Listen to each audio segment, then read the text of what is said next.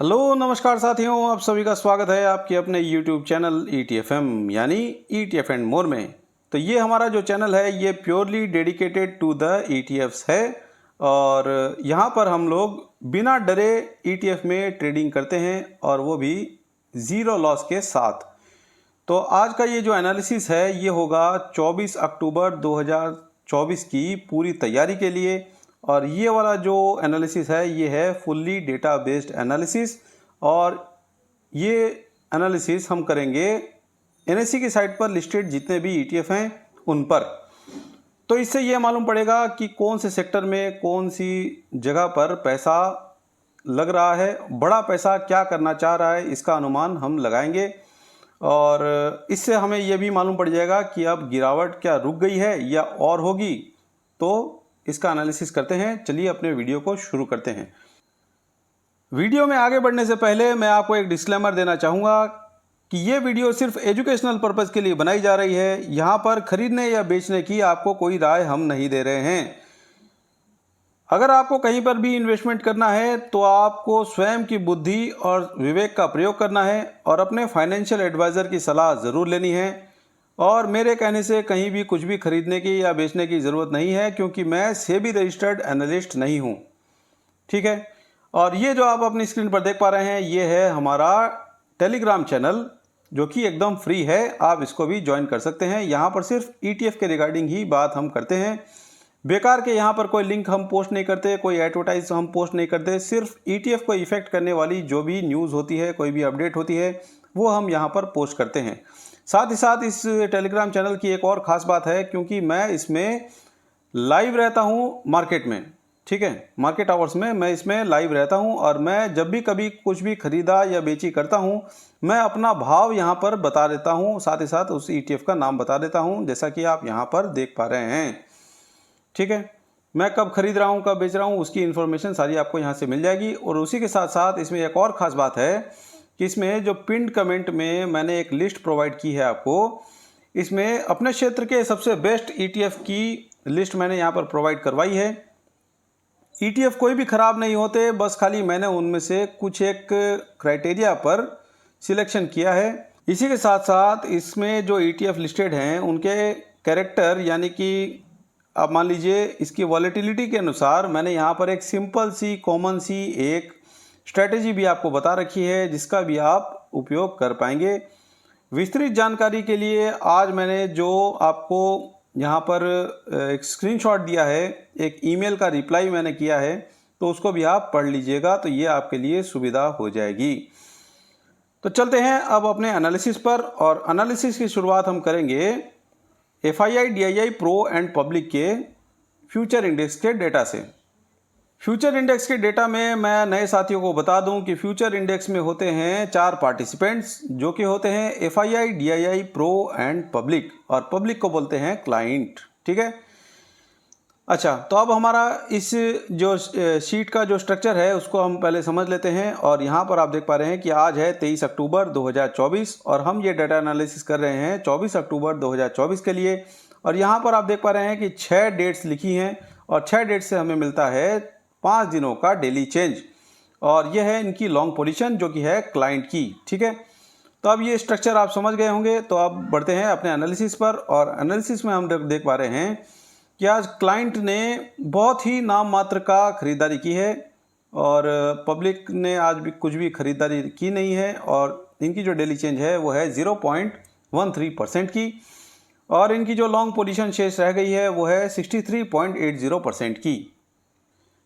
DII की बात करें तो आज DII का डेली चेंज चौंकाने वाला है, क्योंकि आज इन लोगों ने खरीदारी ठीक ठाक की है, वो है +1.41% की, और इनकी जो लॉन्ग पोजीशन शेष रह गई है वो है 40.33% की।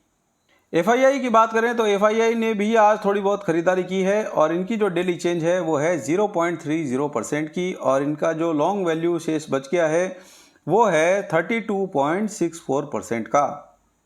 प्रो की अगर हम लोग बात करें तो जैसा कि कल हम लोगों ने अपने वीडियो में डिस्कस किया था कि प्रो ने आज की है खरीदारी, और ऐसे ही इन लोगों ने खरीदारी नहीं की है। ये बहुत ही स्मार्ट होते हैं और ये बिना मतलब कभी भी खरीदारी नहीं करते हैं, ना ही बिकवाली करते हैं। तो इन पर हमारी रहती है कड़ी नज़र। तो इन लोगों ने कल जो खरीदारी की थी वो थी प्लस 1.85% की, और आज जैसे ही मार्केट बढ़ा था तो इन लोगों ने प्रॉफिट बुक कर लिया। ठीक है, इंट्राडे में मार्केट आज बढ़ा था, हालांकि अभी नेगेटिव में ही क्लोज हुआ है। और मार्केट बोले तो मैं निफ्टी की बात कर रहा हूं, और शॉर्ट स्विंग इन लोगों ने खेल लिया है। और इनकी आज की जो शेष बची हुई जो लॉन्ग पोजीशन है वो है 52.25% की।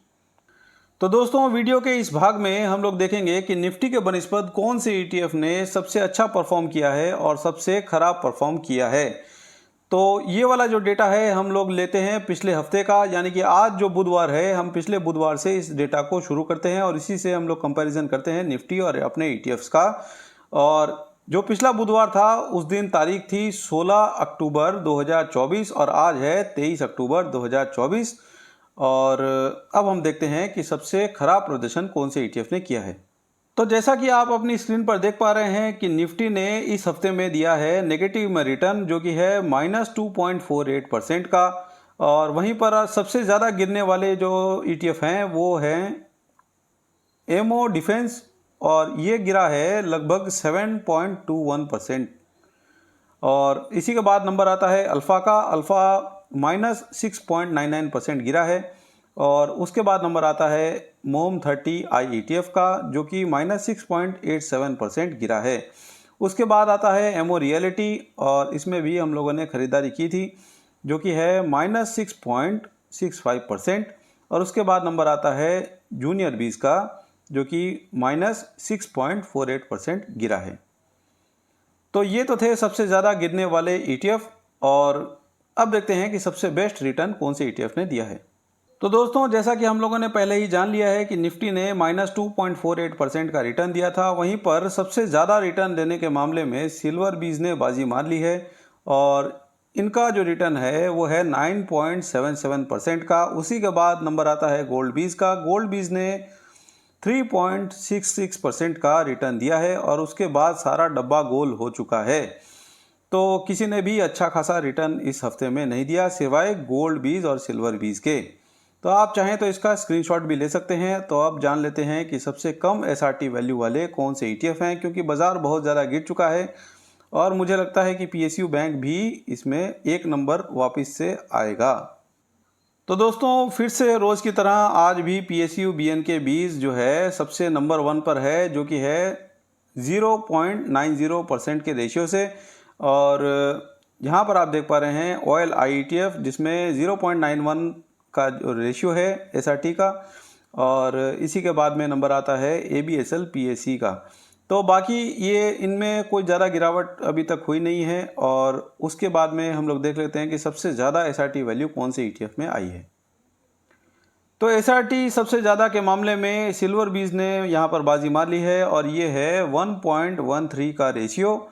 और उसके बाद में IT बीज है, उसमें 1.10% का रेशियो आया है। और उसी के बाद में आता है नंबर गोल्ड बीज का, और उसके बाद हेल्दी, और उसके बाद फार्मा बीज। तो इतना काफ़ी है SRT लेवल। और अब हम देखने वाले हैं, और अब हम जो एनालिसिस देखेंगे ये बहुत ही ज़रूरी है। तो मैं अपना काम यहाँ पर कर रहा हूँ और आपको करना है अपना काम, जो कि है वीडियो को लाइक ज़रूर से कर देना है। और आप बाद में भूल जाते हैं, इसलिए पहले ही कर देना है। और नए साथी अगर हमसे इस वीडियो के माध्यम से जुड़े हैं तो उनसे मैं एक ही निवेदन करूंगा कि हम अपना काम बहुत मेहनत से कर रहे हैं। तो इस मेहनत को अप्रिशिएट करने के लिए आपको करना है इस चैनल को सब्सक्राइब और सिलेक्ट करना है ऑल को। ठीक है, सब्सक्राइब करने के बाद में ऑल का एक ऑप्शन आता है, उसको आपको सिलेक्ट कर देना है, ताकि हमारी वीडियो आप तक एकदम अपलोड होने के साथ ही आपको नोटिफिकेशन मिल जाए और आप हमारे वीडियो को देखकर अच्छा खासा लाभ कमा पाएँ। दोस्तों, ये जो आप यहाँ पर स्क्रीन पर देख पा रहे हैं, ये जो दो ETF हैं, ये डेली चार्ट पर 14 पीरियड का जो RSI है उसमें 25 की वैल्यू से नीचे ट्रेड हो रहे हैं डेली चार्ट पर। ठीक है, तो इसमें डिवोप बीज एक है और दूसरा है ऑयल IETF। और इससे कम RSI डेली चार्ट पर अभी कोई भी ETF में नहीं है। और अब ये था 25 से नीचे। अब देखते हैं कि 30 से नीचे कौन से ETF आ रहे हैं। तो दोस्तों, यहाँ पर आप जो स्क्रीन पर देख पा रहे हैं ये है ETF के नाम, जो कि डेली चार्ट पर RSI 14 पीरियड के 30 पॉइंट्स के नीचे ट्रेड हो रहे हैं। ठीक है, तो 30 RSI के नीचे ये ट्रेड हो रहे हैं। आपको मैं ये स्क्रॉल करके दिखाऊंगा तो आप इसको नोट कर लीजिएगा, या चाहे तो स्क्रीनशॉट भी ले सकते हैं। तो इसमें मेन में जो है मैं उन्हीं का नाम लेता हूँ। Consume I ETF equal 50 ADD और SBI ETF quality, Nifty 100 bees, डिवॉप bees, low vol I ETF, FMCG I ETF, junior bees, next 50 I ETF, consume bees, UTI next 50, कोमो I ETF, oil I ETF, auto I ETF, ABSL PSE, CPSE ETF, ALPL 30 I ETF, infra bees, infra I ETF, low vol, सेट FN N50 और HDFC growth. तो दोस्तों, ये है हमारे इस video का सबसे इम्पॉर्टेंट भाग, जहां पर हम NSE की वेबसाइट पर लिस्टेड जितने भी ETF हैं उनमें देखते हैं डिलीवरी परसेंटेज और इन्वेस्टमेंट वैल्यू का कॉम्बिनेशन कि कौन से ETF में ये दोनों की मात्रा सबसे ज़्यादा है। ठीक है, तो अब इसको हम लोग रीड कैसे करते हैं मैं एक बार आपको बता देता हूँ। और यहाँ पर आप जो देख पा रहे हैं कि ये जो मैंने सिलेक्ट किया है ये है आज का डिलीवरी पोजीशन, और साथ ही साथ यहाँ पर आप जो देख पा रहे हैं ये है ETF के नाम, और यहाँ पर आप देख पा रहे हैं कि आज है 23 अक्टूबर 2024 और आज का डेटा यहाँ पर आप देख पा रहे हैं ये है बाइंग का डेटा कि इसमें कितनी इन्वेस्टमेंट आई है उसका डेटा है ये। ठीक है, और ये डेटा जो है ये है लाख में ना कि करोड़ में। इसको कैसे रीड करते हैं मैं आपको बता दूंगा। और ये है पिछले 4 ट्रेडिंग सेशन का डेटा, और इनके नीचे भी इन्वेस्टमेंट वैल्यू लिखी है पिछले 4 ट्रेडिंग सेशन की। ठीक है, तो इसको मैं एक बार पढ़ के आपको दिखा देता हूं कि इसको पढ़ते कैसे हैं। और इसको 5,93,16,000 रुपये हम लोग बोलेंगे, क्योंकि ये डेटा है लाख में ना कि करोड़ में। साथ ही साथ हम लोगों ने इस सीट में एक फ़िल्टर लगा रखा है कि आज जो इन्वेस्टमेंट वैल्यू आई है वो पिछले 4 ट्रेडिंग सेशन के मुकाबले ज़्यादा होगी, तभी यहाँ पर वो ETF नज़र आएंगे, नहीं तो नहीं आएंगे। और साथ ही साथ उसी के पास में ही हम लोगों ने रखी है यहाँ पर डिलीवरी पोजीशन, और डिलीवरी पोजीशन को भी हम लोगों ने सॉर्ट कर रखा है कम से ज़्यादा के क्रम में। अगर हम शीट के ऊपर वाले हिस्से में जाएंगे तो हमें सबसे कम डिलीवरी पोजीशन वाले ETF मिलेंगे, और जैसे जैसे हम लोग एनालिसिस में आगे बढ़ेंगे और नीचे पहुँचेंगे इस शीट के, तब हम लोग पाएंगे कि सबसे ज़्यादा डिलीवरी पोजीशन कौन से ETF में आई है। तो अब हम देखेंगे कि ठीक ठाक डिलीवरी पोजीशन कौन से ETF में आई है। मैं आशा करता हूं कि आपको ये स्क्रीन पर जितना भी डेटा है ये नज़र आ रहा होगा। आपको बस फोकस इस लाल लाइन के अंदर करना है, और हम लोग जो शुरुआत करेंगे वो करेंगे सेट FN N50 से, जो कि आप यहाँ पर देख पा रहे हैं। और इसमें 63.78% का डिलीवरी पोजीशन आया है, और आज 23 अक्टूबर 2024 को इसमें लगे हैं 4,40,46,000 रुपये, और जो कि पिछले 4 ट्रेडिंग सेशन के मुकाबले ज़्यादा हैं। और ये जो 4 ट्रेडिंग सेशन के मुकाबले ज़्यादा हैं, इस बात को मैं बार बार नहीं बोलूँगा, यह आपको खुद से ध्यान में रखना है। हेल्दी में 69.28% की डिलीवरी पोजीशन, और उसी के साथ साथ इसमें लगे हैं 46,05,000 रुपये। HDFC सेंसेक्स की बात करें तो इसमें 69.94% की डिलीवरी पोजीशन के साथ इसमें लगे हैं 34,45,000 रुपये। मोम 30 आई ETF, और इसमें 70.41% की डिलीवरी पोजीशन के साथ इसमें लगा है एक विराट अमाउंट, जो कि है 14,72,23,000 रुपये का। और इसमें आप देख पा रहे हैं कि बढ़ते हुए क्रम में पैसे लग रहे हैं। और ये जो एनालिसिस करने का तरीका है उसको आप ध्यान से देखा कीजिए, नहीं तो आप कंफ्यूज रह जाएंगे कि एनालिसिस करते कैसे हैं। मेरे पास बहुत सारे कमेंट, बहुत सारे मैसेजेस आते हैं कि आप एनालिसिस करना हमें भी सिखा दो। तो ये मैं एनालिसिस ही कर रहा हूँ, तो आपको अगर सीखना है तो इसको ध्यान से देखना है। गोल्ड शेयर को आप यहाँ पर देख पा रहे हैं, और गोल्ड शेयर में 74.66% की डिलीवरी पोजीशन के साथ इसमें लगे हैं 2,91,32,000 रुपये। प्राइवेट बैंक आई ETF, और इसमें 76.98% की डिलीवरी पोजीशन के साथ इसमें लगे हैं 8,91,87,000 रुपये, और इसमें भी अच्छा खासा एक अमाउंट लगा है, जो कि पिछले 4 ट्रेडिंग सेशन में नहीं लगा है। बस खाली एक बार यहाँ पर 17 तारीख को थोड़े से ज़्यादा पैसे लगे थे, लेकिन उससे भी ज़्यादा आज पैसे लगे हैं। तो इसको भी कर लीजिए नोट, और इसकी भी डिलीवरी मेरे पास है ऑलरेडी। मैंने इसका कौन से भाव पर ख़रीदा है उसकी जानकारी मैंने अपने टेलीग्राम चैनल पर दे दी है, और उस टेलीग्राम चैनल का जो लिंक है वो इस वीडियो के डिस्क्रिप्शन में है, तो जाइए ज्वाइन कीजिए। साथ ही साथ आप हमारा फेसबुक का पेज भी ज्वाइन कर लीजिए, जिसका लिंक मैं अपने टेलीग्राम चैनल पर आपको भी पहले भी प्रोवाइड कर चुका हूं, और अब फिर से एक बार कर दूंगा। तो वहां पर जैसे ही मेरे पास 100 फॉलोअर हो जाएंगे, मैं वहां पर आपको पोस्ट करूंगा डेली कि कौन से ETF में डिलीवरी का ब्रेकआउट हुआ है, और ट्रेडिंग वैल्यू का ब्रेकआउट हुआ है, और वॉल्यूम का ब्रेकआउट हुआ है। तो ये तीनों क्राइटेरिया जिसमें ब्रेकआउट हुए हैं, मैं वैसे वाले ETF वहाँ पर पोस्ट करूँगा, तो जाइए जल्दी से उसको फॉलो कर लीजिए। IT ETF, और इसमें 78.68% का डिलीवरी पोजीशन आया है, और साथ ही साथ इसमें 1,68,27,000 रुपये की वैल्यू इसमें आई है। HDFC सिल्वर, और यहाँ पर आप देख पा रहे हैं 78.88% की डिलीवरी पोजीशन, और साथ ही साथ इसमें आया है इन्वेस्टमेंट 15,81,06,000 रुपये का, और यहाँ पर इतने बड़ी रकम कहीं भी आपको नज़र नहीं आ रही, और ये जो अमाउंट है ये बढ़ते हुए क्रम में पैसा लगा हुआ है। ठीक है, तो आप इसको भी देखिए, और सिल्वर में पैसा लग रहा है। एक्सिस बैंक ETF, और यहाँ पर आप देख पा रहे हैं 80.28% की डिलीवरी पोजीशन के साथ इसमें लगे हैं 1,39,27,000 रुपये। मोन Q50, और यहाँ पर आप देख पा रहे हैं 81.26% की डिलीवरी पोजीशन के साथ इसमें लगे हैं 3,43,79,000 रुपये। मफांग में आज ज़बरदस्त तेज़ी एक बार तो बनी थी, उसके बाद में वो ठंडा हो गया, और इसमें आई है प्रॉफिट बुकिंग पैसे लगाते ही। ठीक है, तो जो लोग अपने आप को फंसा हुआ महसूस कर रहे थे, उन लोगों ने आज प्रॉफिट बुक किया है, और इसी के साथ साथ इसमें डिलीवरी परसेंटेज भी अच्छा खासा आया है, जो कि है 82.42% का, और इसमें पैसे जो लगे हैं वो है 12,89,04,000 रुपये। और इतना बड़ा जो अमाउंट है ये पहले कभी भी देखने को नहीं मिला है। बहुत दिनों बाद इतना बड़ा अमाउंट इसमें लगता हुआ नज़र आया है।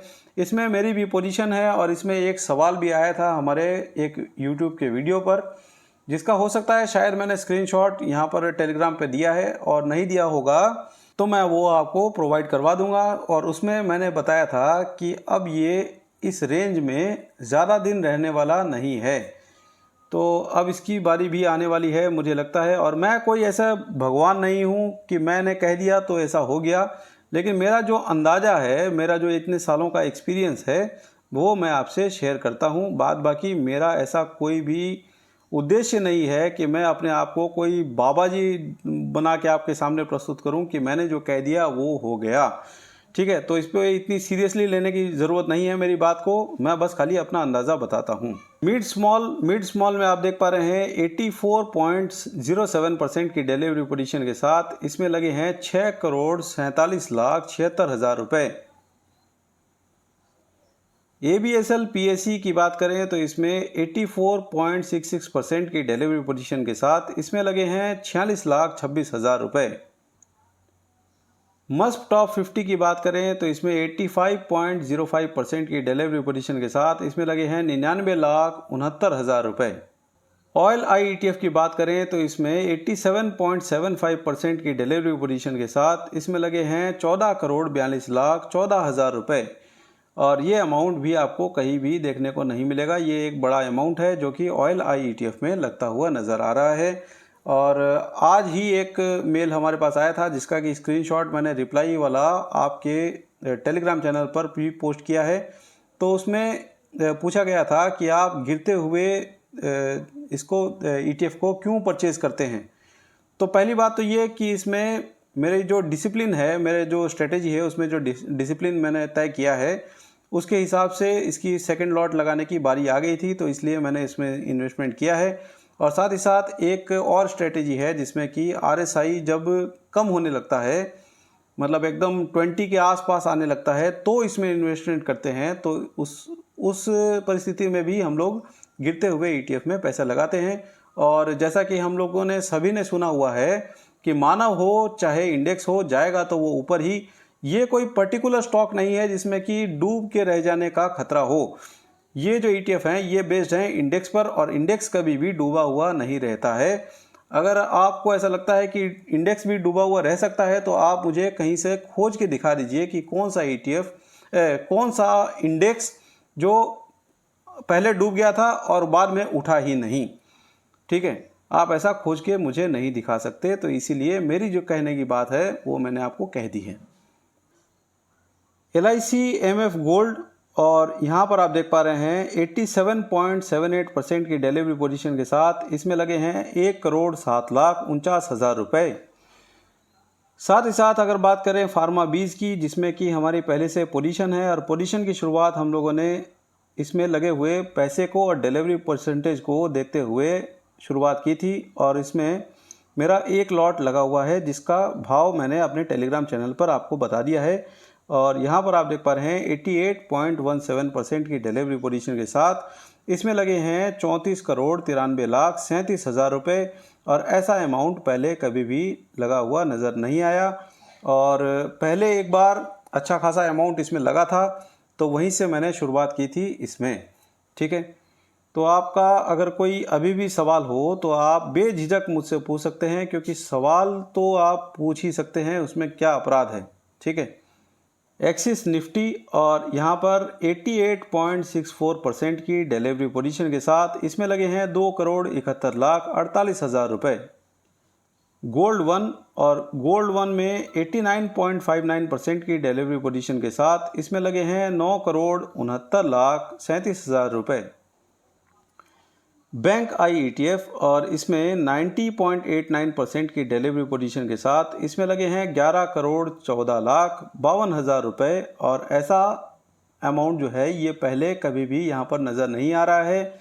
तो आप इससे देख पा रहे हैं कि बैंक निफ्टी में पैसा लग रहा है। निफ्टी आई ETF की बात करें तो इसमें 91.34% का डिलीवरी पोजीशन आया है, और साथ ही साथ इसमें लगे हैं 65,69,97,000 रुपये। और ये जो अमाउंट है, इतना बड़ा अमाउंट यहाँ पर कभी भी लगते हुए नज़र नहीं आया। और एक बार यहाँ पर एक बड़ा अमाउंट लगते हुए नज़र आया है, जो कि है 18 अक्टूबर 2024 को, और इसमें 58,90,14,000 रुपये लगे थे उस समय पे।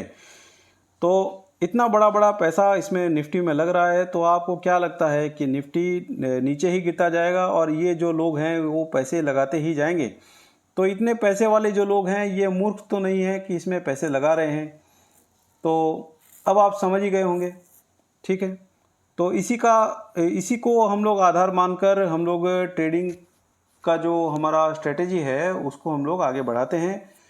HDFC निफ्टी बैंक, और यहाँ पर आप देख पा रहे हैं 91.70% की डिलीवरी पोजीशन के साथ इसमें लगे हैं 5,68,67,000 रुपये। ठीक है, ये भी बढ़ते हुए क्रम में पैसे लग रहे हैं, आप यहाँ पर देख पा रहे हैं।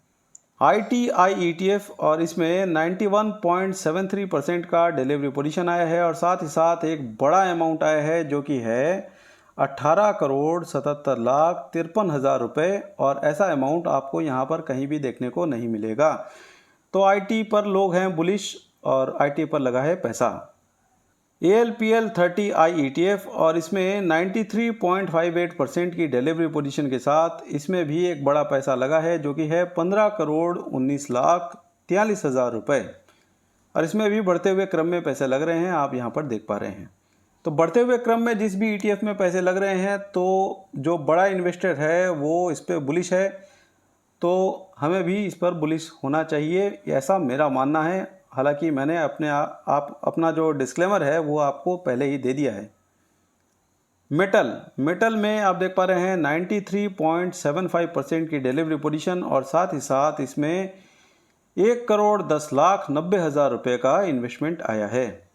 गोल्ड केस, जो कि गोल्ड का ETF है जीरोधा की तरफ से, और यहाँ पर आप देख पा रहे हैं 93.87% का डिलीवरी पोजीशन, और साथ ही साथ 1,59,61,000 रुपये इसमें लगे हैं।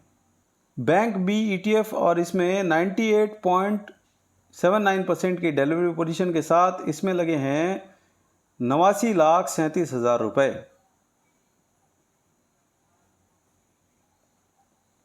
NV20Bs और यहाँ पर आप देख पा रहे हैं 98.95% की डिलीवरी पोजीशन के साथ इसमें लगे हैं 1,67,57,000 रुपये और इसमें भी बढ़ते हुए क्रम में पैसे लग रहे हैं, तो आप देख सकते हैं। एक्सिस BPS ETF और इसमें 99.72% की डिलीवरी पोजीशन के साथ इसमें लगे हैं 3,03,99,000 रुपये।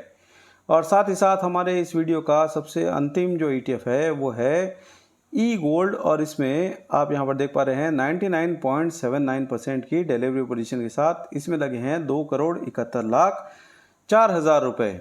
दोस्तों ये तो था हमारा आज का एनालिसिस और ये एनालिसिस आपको कैसा लगा आप अपनी राय कमेंट बॉक्स में ज़रूर दीजिएगा और इसमें और क्या हम ऐड कर सकते हैं उसको भी आप ज़रूर बताइएगा।